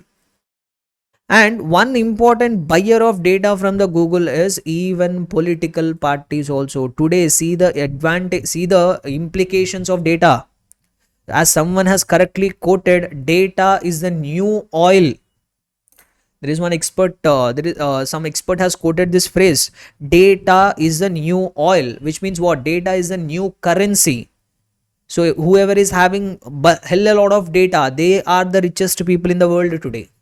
So now you will get a doubt, sir, what all these companies will do by buying this data, sir, or what this political party will do by buying this data, sir. Now, as I have told, raw data they will have. Raw data will not make any sense. After buying all this data from the Google, they will make use of some softwares and applications and convert that data into meaningful format, convert it into knowledgeable information, and use that information for decision making purposes to get their own advantages. Like a e-commerce platform will buy all this data from the Google. It will use some softwares and tools available in the market. It will start analyzing all the customer or social media user data. From that analysis, they will find out what customers are currently interested into. If I am a user of social media platform, on the basis of my search history, they will decide what is the product which I am interested in. Now they will send that advertisement through my social media platforms. That's what will happen if you start searching some product on Amazon. For example, I'm looking for some shirt, so I have looked it on Mintra. Now I did not buy it, just I was searching for it. When I close Mintra, then I open Instagram, whatever shirt which I have searched, that shirt advertisement will come in my Instagram. Yes or no? That Google advertisement will come. So, or when you are, for example, I have gone to Amazon, I was looking to buy some mobile phone. I have searched for the mobile phone, I have added to the cart, but not yet bought it. Then after some time I opened the YouTube. In the YouTube advertisement you will get the, in the when you open YouTube, the advertisement you will get it regarding the same mobile phone. So this e-commerce platform Amazon is buying all this data, and they are using that data for their advertisement, for expanding their business. Now, what political parties will do this with that data is, after buying all this data from the Google, today political parties are also having some important robust software tools and techniques available in the market. They will using that softwares and applications. They will analyze all the data from the Google and find out what are users' preferences in one particular locality. Like for example, in one locality, the major requirement of the people is water scarcity. They are dealing with a lot of water scarcity. Now political party will come to know by analyzing this data. They use some softwares here. After analyzing data, they found out that in location A, there is a water scarcity problem. Now before election, they come for campaigning, no, meetings and all they will conduct, no. Now when they do the then when they do the campaigning, when they are giving the speeches, they will concentrate their speech only on addressing water scarcity. They will say, if I win in this election, I will remove the problem of water scarcity. They will stress on the key problem which the people in that particular location are facing, so that they can plan their speeches, they can plan their election campaigning to make sure that it reaches to the person, to grab the people's attention and win the elections. So people, even political parties, have also started applying the usage of data analytics for securing votes and winning the elections. So just imagine, guys, what are the implications of data analytics, how much role it is playing in the today's society. Clear? So like this, the application of data analytics is widespread today. It is used for making business decisions in manufacturing sector, service sector, political decisions, understanding customer interest. In all these areas, the data analytics is getting rapidly used. Clear? So 4 definitions we have understood: data, information, knowledge, and also what is data analytics. Now let us go into technicalities of few more information. We will understand now question number 2, which is talking about explain about nature of data, or what are various types of data on the basis of its nature. So depending on nature, the data can be divided into 3 types. There will be 3 types of data. So what are the 3 types of data is, number 1, numerical data. Number 2, descriptive data. Number 3, visual data or graphical data also you can say. On the basis of nature, data will be of 3 types. What are the 3 types of data? Number 1, numerical. It could be numerical data. It could be descriptive data, or even it could be a visual data. So the name itself reveals everything. First, if I talk about numerical data, what is this numerical data? Numerical data means the data which is in the form of numbers, figures. The data which is in the form of figures, the data which is containing figures, amounts, values. So that data which contains figures, numbers, I call it as a numerical data. Then what is the meaning of descriptive data? Descriptive data means that data which is in the form of texts or characters or sentences, words. What is descriptive data? The data which is in the form of text, characters, etc. So that we call it as descriptive data. Like a paragraph is written somewhere. If you find the paragraph written somewhere, that is a descriptive data. Like this material, if you take, this is a descriptive data. If you read this paragraph here, highlighted paragraph, that is what kind of data? Descriptive data, which is in the form of text, words or sentences. On the other hand, if you have data in the form of figures, numbers, etc., that we call it as numerical data. Whereas visual data means the data which is in the form of diagrams, graphs, charts, That kind of information we call it as visual data. Like examples, I have given it in the material itself. Numerical data, a data expressed as a number is the numerical data. Especially in finance, a prominent example is stock price data. So the below mentioned is an example of numerical data. So if you observe, these are the share prices of Reliance Industries Limited. The image which is there in your material, the share prices. The last traded price was 2550.90, and on November 21, 2022, open price was 2588, high price was 2588, low price was 2543, close was 2550.90, adjusted close was 2550.90, volume was 29,47,878. So if you observe, all the data here is in the form of numbers. So this is what data? Numerical data. So what is the simple meaning of numerical data? The data which is represented in numbers, that in numbers, figures, etc., that we call it as numerical data. Sir, then what is the meaning of descriptive data, sir? Descriptive data which may be deciphered, which may be presented in the form of qualitative information. What is qualitative information? Quantitative means numbers. Qualitative means other than numbers and amounts. If other than numbers and amounts, how the information will be? In the form of text, in the form of characters, that we call it as descriptive data. Like I have given a extract of the annual report of HUL. So if I download HUL's annual report, just let me download for example's sake. We will have a practical understanding of this subject, guys, don't worry. In one audit report itself, I will show you all numerical data, descriptive data, all these things we will see in one simple example. So I am downloading annual report of one of the company HUL. So this is the annual report of HUL company. Okay. Now, in this annual report, a lot of information is there. So in that information also, let me show you first example of numerical data. See, if you observe here, this is a numerical data. This is a what? Numerical data. Why? Because the data is in the form of numbers. So they are saying, they are giving here a few places. It is one annual report of HUL. I will show different kinds of data in the same example. So turnover is there. How much? 50,336 rupees. Then we have for 2020-21, it was 45,311. 2019-20, the turnover was 38,273. So like this, if you observe, this is the data which is there in numerical format, in the form of numbers. This is an example of numerical data. Now, let us have a look at some.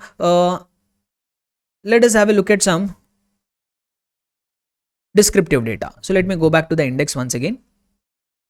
I will show all the examples here itself in this one single audit report. Come on, it is getting stuck, guys. Please wait. Yes. So I will take you to one particular thing. Our strategy. They are trying to say what is their strategy. So if you see here they are presenting a lot of information. So what and all they have done, how they have contributed, how HUL has contributed to the health of the planet, what and all action they have done.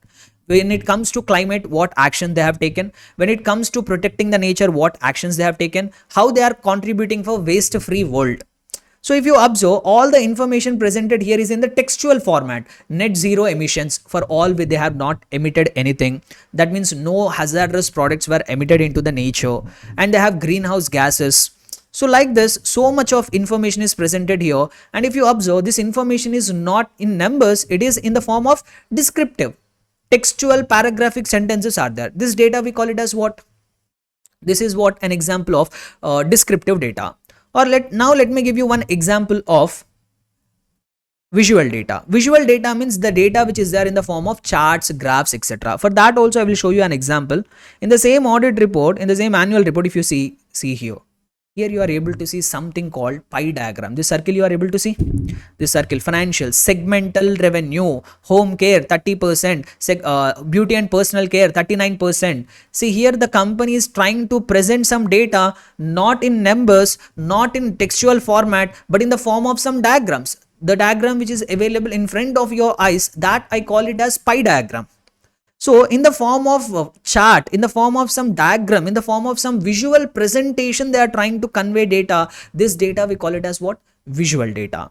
One more best example I will give you for visual data, stock market related charts. Stock market related charts. Like if I take some share price, HUL share price. So let me show you the last 1 month share price. So if you see here, the share price of the company has been plotted in the chart and it has been presented in a visual format, in a diagrammatic format. The movement in the share prices has been presented here. Now this is an example of what? Visual data, which is in the form of diagrams, charts, etc.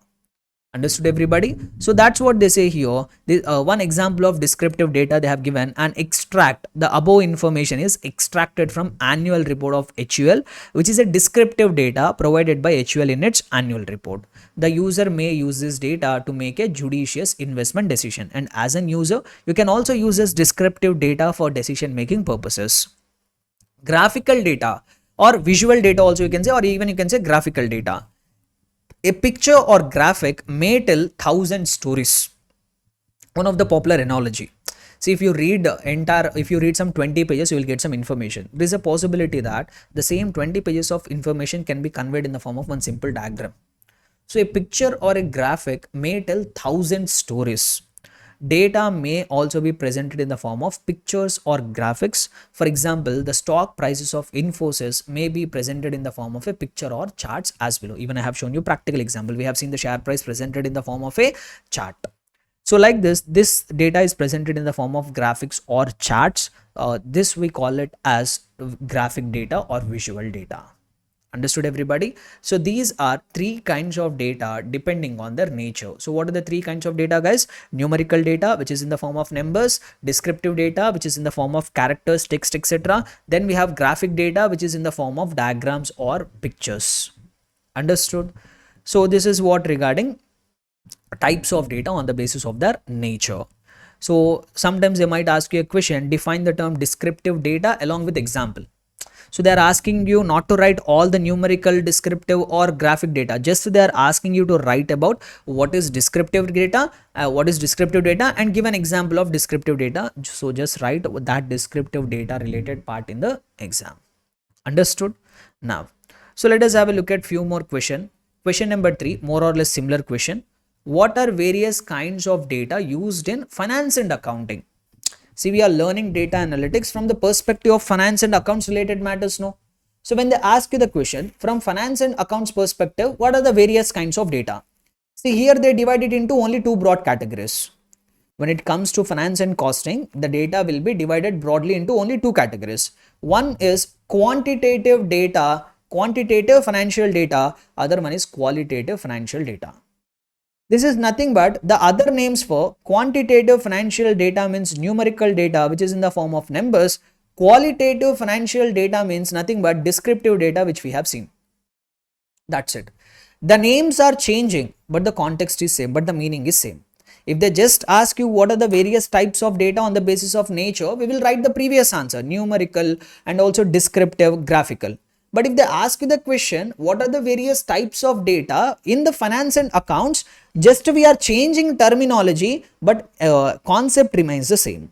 Quantitative data is just an other name for numerical data, which is expressed in the form of numbers. Qualitative financial data, which is expressed not in numbers, but in the form of text, videos, audios, all this will come under qualitative financial data. Understood? So when they ask you the question, what are the various kinds of data from the perspective of finance and accounts, you have to write this two: quantitative finance data and qualitative financial data. So let us see what they are saying here. So data plays a very important role in the study of finance and cost accounting. So in order to study the concepts of finance and cost, finance accounting and cost accounting, the most important thing is data. From the inception of study of finance, from the beginning of study of finance, accounting and cost accounting, data always played an important role. Be it in the form of financial statements or in the form of cost statements, the finance and accounting professionals played a significant role in helping the management to make prudent decisions. So by using this financial statements is nothing but it is a financial data. Cost statements is nothing but what? It is also a kind of costing related data. So by using all this data, we accountants help the management to make business decisions. So the kind of data which is used in finance and costing may be quantitative as well as qualitative. As I have told you guys, just names are changing, the meaning remains the same. Quantitative data means nothing but numerical data. Even if you see the meaning, by the term quantitative data, we mean the data which is expressed in numbers. The quantitative availability in finance is significant. We get lot of data, bulk of data, much of the data, whatever we have in finance is quantitative. Most of the data which we have in finance, most of the data which we use in finance is what? Quantitative. Why? Because we are always concerned with numbers. No, when we are preparing financial statements, we are playing with numbers. When you are preparing cost sheet, you are playing with numbers. When you are when you are passing accounting entries, you are playing with numbers. Most of the data which we use in the finance and costing is quantitative data. Example, stock price data, financial statements, all these are examples of quantitative financial data. And most of the financial records are maintained in the form of organized numerical data. Financial statements, when I say what are financial statements, nothing but the financial data, the quantitative financial data, the quantitative or numerical data arranged in one proper format.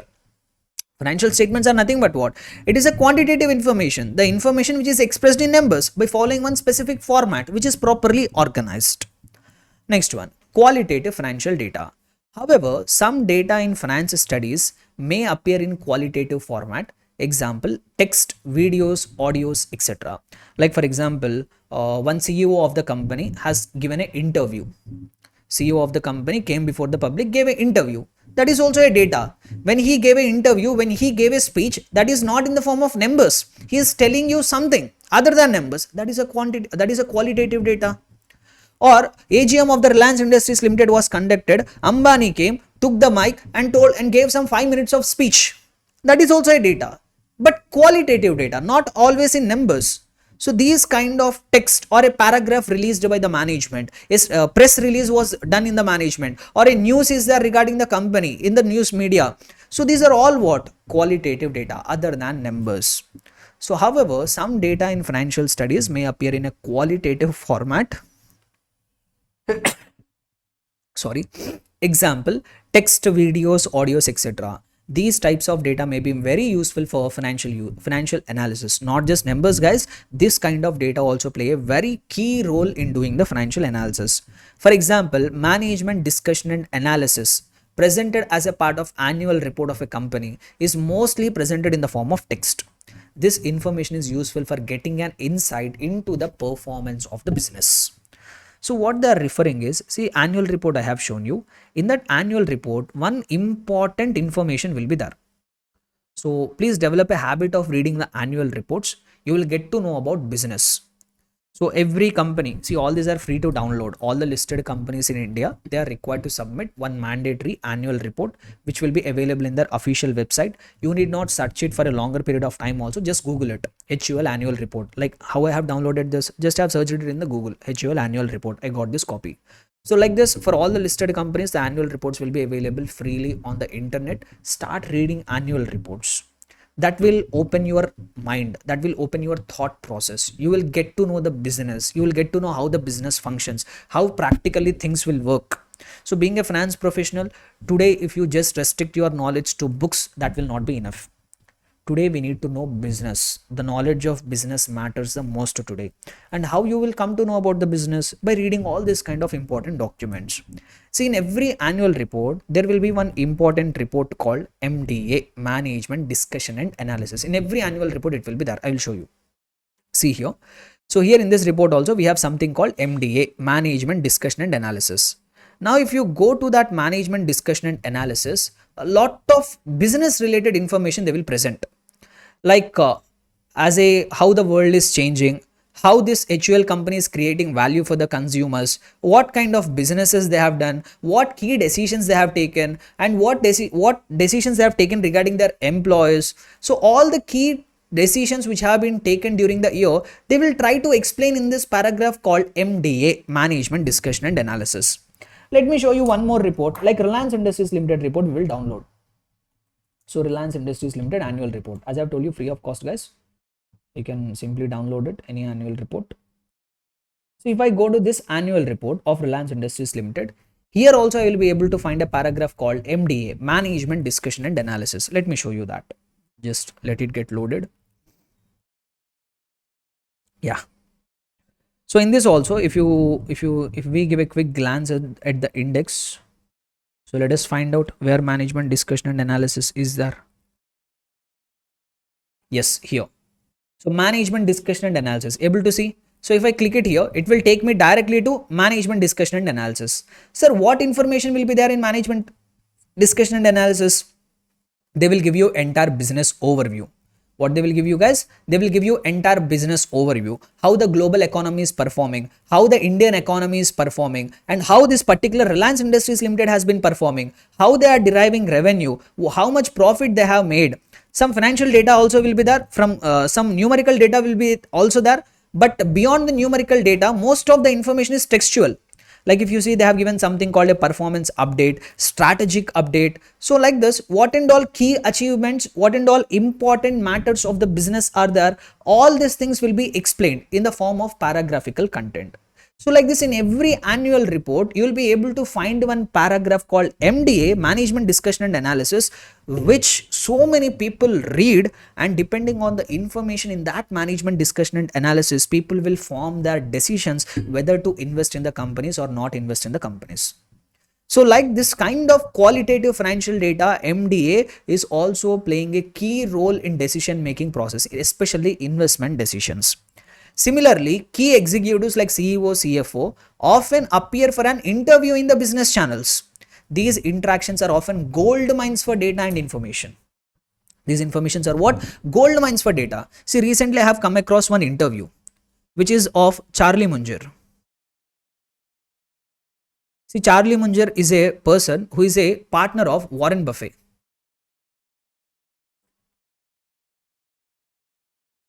Just a minute. So Charlie Munger, so he has recently given an interview. He is currently the biggest investor in some. Yeah, see here, 2.5 hours of interview he has given, guys. If you are interested into the financial markets, stock markets, etc., the information which he has conveyed in the interview is really a gold mine. So a lot of things he will talk about, the recent advancements happening, investing world. So just in a 2.5 hours of interview, if you ask me, it is like one mentorship session. So like this, some so-called popular people will come and give the interviews like CEOs, CFOs, etc. This is also a qualitative information. He's not talking all the numbers here. He is giving some valuable information other than numbers. This interview of this person is also a what? Qualitative data. So many people will listen to this information and take their decisions. So like this, the key executives like CEO, CFO of the company will often give interviews to the business channels. Those are actually gold mines of data and information. Clear, everybody? So these are all different kinds of data which are used in finance and costing. If they don't take the reference of finance and costing, if they just ask you what are various kinds of data, you write 3: numerical, descriptive, graphical.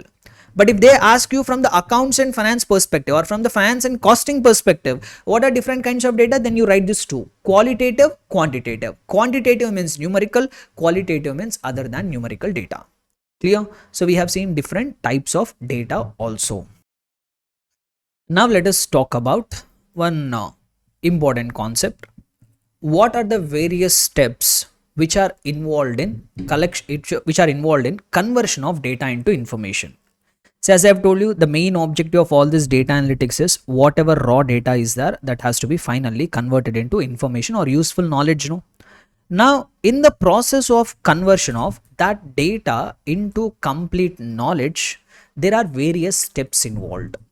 So we will try to understand practically what are the various steps which are involved in converting the raw data into meaningful information and use that for decision making purposes. In this entire process, what and all are different steps involved, that we will try to understand now. Shall we do it, guys? So we will all do it with one example, one simple example. So first, let me put out first thing here. There are 6 steps which are involved in converting data into meaningful information. So first, if we have to convert the data into information, first we should have data, no? If you have to convert the data into information, you should have the data first. So first step in that process of conversion of data into knowledge is collection of data. You have to collect the data from respective sources. Sir, how can I collect the data, sir? Now, if I talk about finance in the accounts, etc., you want to analyze the sales data, whatever sales are there that you want to convert into knowledge. So now, how to get that sales data? You can get it in multiple ways. If you are maintaining manual books of accounts, from your journal entries, you can find out that you can get that sales data. Or if you are using an accounting software for recording your entries, that accounting software will give you the data. You can download it from the accounting software. So there are multiple ways for collection of data, for gathering the data. So you can either get it manually, or even you can get it from electronic software. From downloading the software also you can get it. So assume I have downloaded some data from the software. We will do one sample working here. So assume this is some sample sales data which I have downloaded from the accounting software. I have downloaded some data from accounting software here. So the data which you are seeing here on the screen is a sales related data of some supermarket. Like here different columns are there. If you observe, row ID, nothing but serial number, order date, shipping mode, to which customer the sale has happened, which product was sold, to which country, which state, and finally after all the details you have even what is the sales amount, how much quantity was sold, how much discount has been given, what is the profit made on each sale. Assume this is somewhat a store like DMart. We have the supermarkets, no? So I have downloaded some sales data from the DMart software. So this is what the sales data is looking like. It is giving me for every sale so many entries, so many details. Like what is the order number? If you look at the invoice given to you, bill given to you at the DMart, on that order number will be there. That order number, customer name along with their location. This is a supermarket located in US. So now I have got all the data of that sales data of this company. Every order number, along with that I have at the end sales amount, what is the quantity sold, discount given on each sale, what is the profit made on each sale. All this data I am having. So this is the first step, collection of data. This data I have downloaded it from a software. If in case if the client is not using software, manual data he is having, you should get it manually. Whatever it is, the first step in the entire process of converting data into information is collection of the data, gathering of the data. This data I have gathered it from the software. And if you see here, 3 years of data I have captured. This is 2017 years data. This is 2016's data. See here. I hope you are able to see at the end of the sheet here, you are able to see 2016's data, and I have 2015 years data. So 3 years data I have downloaded from the system. From this I have to make analysis. So what is the first step we have done here? Collection of data. First you have to gather the data from respective sources. Now after collecting data, the next step is arranging the data. Once you have gathered the data, what is the next step, guys? Arranging the data. Sir, what do you mean by arranging the data, sir? Setting the data in one proper order. Setting in some ascending order, descending order, and arranging in one proper sequence. I need to arrange it. Like if you see here, I think here the dates are not in order. 20th April is there, then 18th of July is there. Once again here 20th of April has come. So data is not in proper order. I want to first set all the data in one proper order. Guys, don't focus on what I am doing. Just check the output, how it is getting achieved. So I'm using so many steps here. This is Excel. The software which I am showing before you is Excel. So Excel is a Microsoft tool which is used for data analysis. So don't concentrate on what I am doing. Just to see how I am doing it and what output we are seeing it. So first I have gathered the data. What is the second step? I have to arrange it. So I came to know that here the shipping date is not in proper order. I want all of them to be in sequence. So I will use some functions here. Once again, I am telling don't concentrate on what I am doing. Just see the output. So now what I will do is I will go to the shipping column. I will use some functions here. Sort oldest to newest. That means I have instructed the software to arrange all the data in order. Date wise I have asked the software to arrange it. See here, the data was arranged. Previously the data was looking something like this. It was very random. There is no proper order. But I have used one function in the Excel. By using that, first I have arranged all the data in the sequence. Clear everybody? Understood? That is the second step. So first step is collection of data. Second step is what? Arranging of the data. Third step, I need to do the data processing. Data processing means I need to find out whether there are any duplicate entries, whether there are any missing entries. That I will try to find it out. Like for example, I want to know whether there are here any duplicate entries are there. That means whether a order has been recorded more than once by mistake. I want to know it. So here also I will use some function. Once again, don't concentrate on what I am doing, just concentrate on the output. So I want to know whether there are any duplicates. So I will run some function. So find out duplicate values. I have run some function. See here, it has told me there are some duplicate entries. If you see here, this invoice was recorded more than once. And even this particular invoice, whatever was highlighted here, those are duplicates actually. This invoice has been recorded twice. This invoice has been also recorded twice. And this invoice is also recorded twice. So what I am doing is, in this data, I am finding out duplicates. I am finding out any unnecessary entries. I am finding out whether there are any missing entries. So I need to process the data. That means make the data clean. This we can also call it as cleaning of data. Data cleaning we call it. So now what I do is, since I have identified the duplicates, I will start removing these duplicates. Okay, I have removed the duplicate here. Here also there is a duplicate. I will remove it. Here also there is a duplicate. Sorry. Here also there is a duplicate. So like this, what I will do is, whatever duplicates are there, first I will remove all that duplicates. Clear? That is the third step, which is what? Data processing. So I have collected the data, that is I have gathered the data, I have arranged it in a proper sequence, then I process the data to remove the duplicate entries or missing entries. The next step is integration of data.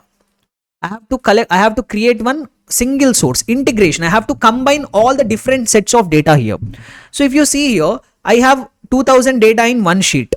2017's data I have it in one sheet.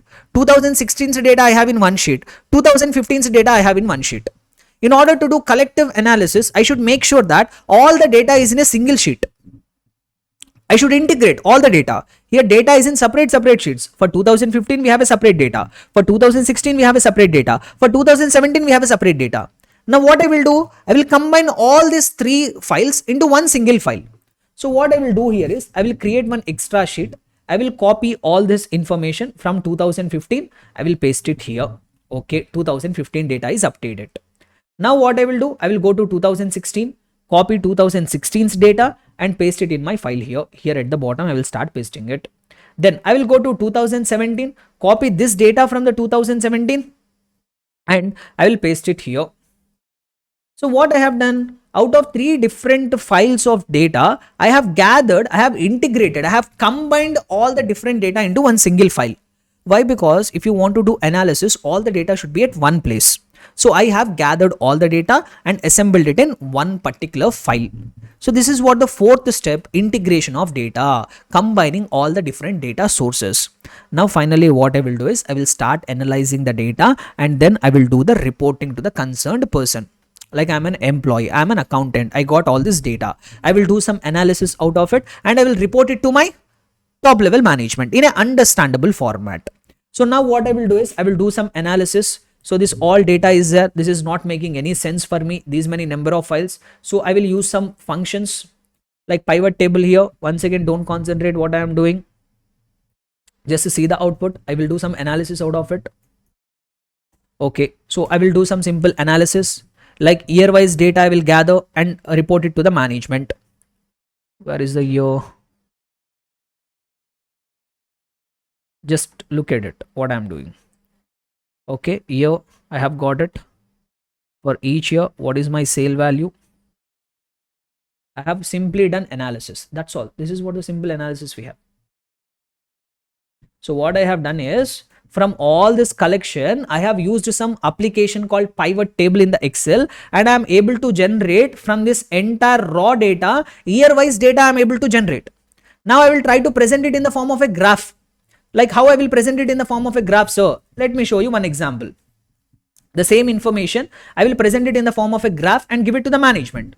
How, sir? So let me do some analysis here. Let me do some presentation here. This is year. This is sales amount. So this is what year wise total sales. Let me present it in the form of a chart.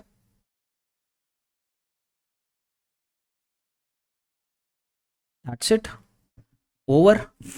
So entire data, these many thousands of files are there. See here, just imagine how many files analysis we have done just within a fraction of seconds. A total of 8008 entries are there. Let me show you the total number of sale entries which are there in this sheet. There are total number of 8007 entries. By using some software, so tools and analytics in the Excel, I am with a single click of a mouse, I am able to generate year wise what is the total.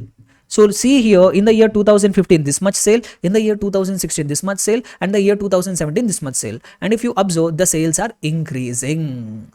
So from the raw data, what I have done, I have analyzed it and presented it in a understandable format. Now I will take a printout of this chart and give it to my manager. Sir, see sir, this is what the sales trend in the company. Understood? This is what data analysis, guys. So what guys, whatever we are doing here is data analysis. I am doing it literally before you. Practically I am doing data analytics here. Understood? So after doing this data integration, then I will do some analysis. Finally, I will prepare my report and report this data and present this information to the concerned level of manager for that decision making purposes. Now, after reporting the data, finally what will happen is now the data utilization will happen. How data utilization will happen? I have submitted this report to my manager. No, now the manager will start using this data for his decision making. What decision he will make? Okay, sales are increasing year after year. So what we can do is we can reduce our advertisement expenditure. Why? Because customers are already increasing. No need to unnecessarily heavily spend on expenditure once again. So what the manager has taken a decision is this year we'll cut down our advertisement expenditure. Why? Because sales are already increasing. They have already acquired enough of customers. No more advertisement is needed. Now he will start allocating less amount of budget for advertising. So after reporting this data, now whatever data that has been reported, that data will be utilized for decision making purposes. Understood? So in the process of conversion of data into knowledge, these many steps are involved. What are that steps, guys? First, it starts with collection of data. Then we have to arrange the data in proper order. Then we need to do data processing. Then we need to do integration. Nothing but we have to combine data from all the sources and put together. We have to report it to the concerned user after doing analysis, and that user will use that data for decision making purposes. Understood? I hope this practical example has helped you a lot. Once again, I am telling, I hope so. You did not pay attention how I have done it. I hope so you have concentrated only on the final outcome. Clear? Understood? So let us try to read this answer from the material. So yeah, this one. What are the 6 core steps to be followed to convert data into user-friendly information? So how many steps are involved? 6 steps are involved. What are they? Number 1, collection of data.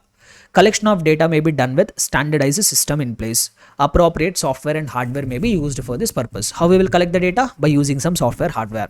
Appointment of trained staff also plays an important role in collecting accurate and relevant data. See, you use software, but there should be some person to download that data. No, like I have downloaded. Similarly, in the organization also, there should be some trained staff, trained employees should be there who will download all this data, who will make sure that data has been gathered properly. So you have to have enough of software, hardware, and also trained staff in the organization to gather all that data. Second one, what is that? Organizing the data. Nothing but arranging it in a proper manner. So the raw data needs to be organized in an appropriate manner to generate relevant information. Organized or arranging, both means the same thing. What do you mean by organizing? What I have done, arranged all the data in a sequence. The dates are very randomly shifted. So what we have done, we have shown it in a proper sequence, ascending order we have done. So the data needs to be organized or arranged in an appropriate manner. Then the data will be grouped, arranged in a manner that creates useful information. So we will arrange it in such a manner that it will be easy to understand. The next one is data processing. At this stage, data needs to be cleaned to remove unnecessary elements, like duplicate elements we have removed. No, that is data processing. If any data point is missing or not available, that also needs to be addressed. If you find any point is missing in the data, that also will be taken care of during the data processing stage. And the options available for presentation format for the data also needs to be decided. And during this data processing stage only, I need to decide how to present this data, which format I have to present the data. Like I have chosen here to present it in the form of a chart. No. So what should be the manner of presentation? That also should be decided at the stage of data processing only. Next one, integration of data. Integration means what I have told, collection of all the data into single file. So integration of data. Data integration is the process of combining data from various sources into a single unified form. You will have data from different sources, different files, combine all together and make it a single file. This steps involves creation of a master record, which will contain all the combined information. In our example, this is the master record. See, we have different individual files, 2015, 16, 17. From all that, we have created this sheet 1, which is a master record, which contains all the information at one place. Data integration eventually enables the analytics tool to produce effective, actionable business intelligence. Why? Because why you have to integrate all the data is our analysis will start making sense only if you do the analysis on the complete data. If you use incomplete data, if you use only 2017 years data, will I be able to do this analysis, guys? No. Since I have data of all the years, I am able to successfully do my analysis. So your analysis will be effective only when you combine all the data and then do the analysis. Data reporting. What is the next stage? You have to report whatever your observations are. Data reporting stage involves translating the data into consumable format to make it accessible to the users. So all this raw data I have, instead of presenting this raw data as it is, I have presented it in an understandable manner. If I give all this a sheet, if I take a printout of this 1000 pages will come. So if I give this 500,000 pages to my manager, he will not understand anything. So what I have done, that's why from all the sales, I have created one simple summary, and this summary, if I present it to my manager, he will be able to understand it in a better manner. So this stage involves translating the raw data into consumable format, understandable format, so that it will be used by every user. For example, for a business firm, they should be able to provide summarized financial information, example, revenue, profits. If you in financial decisions, if you present all the sale entries, that will not be useful. You have to present totals. What is the total revenue? What is the profit? That is what you have to present there.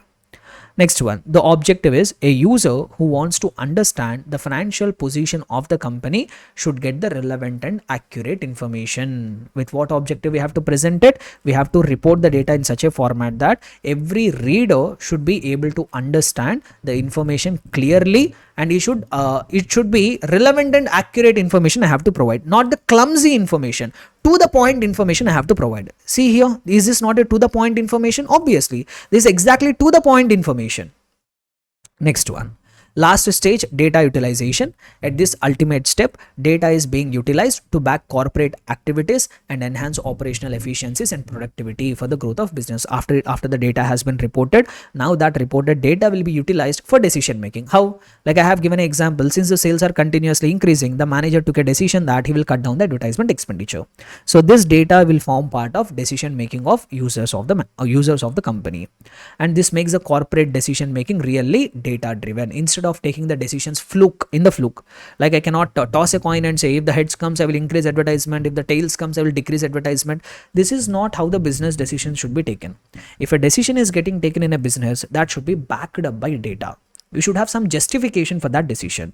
So by using this data analytics, that's how we can make corporate decisions really data driven, really data supported decisions we can take. Understood? So these are the different steps involved in converting data into useful information. Understood, everybody? So remaining questions we'll try to understand in our next class. That's all for this session. Bye, guys.